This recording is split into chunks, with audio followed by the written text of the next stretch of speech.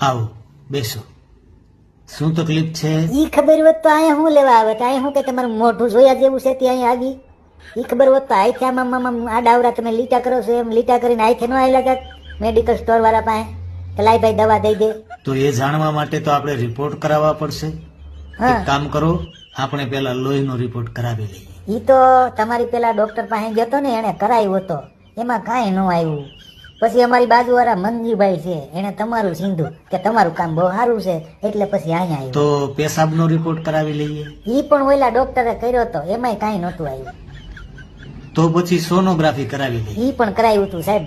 મને એમ કે સોનોગ્રાફી બહુ મોંઘી થતી હોય છે. મેં ડોક્ટરને કીધું કે સાહેબ કંઈક ટીનગ્રાફી, સ્ટીલગ્રાફી, પિત્તળગ્રાફી, લોખંડગ્રાફીનું કંઈક કરો ને તો અમને સસ્તું પડે. પછી ખબર પડી મારું બેઠું સોનોગ્રાફીમાં એવું કાંઈ ન હોય, ખાલી પેટ ઉપર લપેડા મારીને કુકડા જેવું હોય એ ફેરવે અને એનાથી જોવાનું હોય. અને વળી પાછું મારું સારું એ ટીવીમાં દેખાય.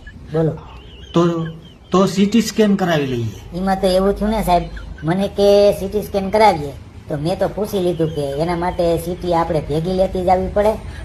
તો શું છે કુકરની સીટી ભેગી લેતા જઈએ એમ.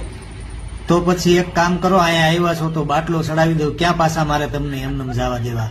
અને કાલ પાછા આવી શકો તો આવજો, નકર પછી પોસ્ટમોર્ટમ કરાવી લેજો.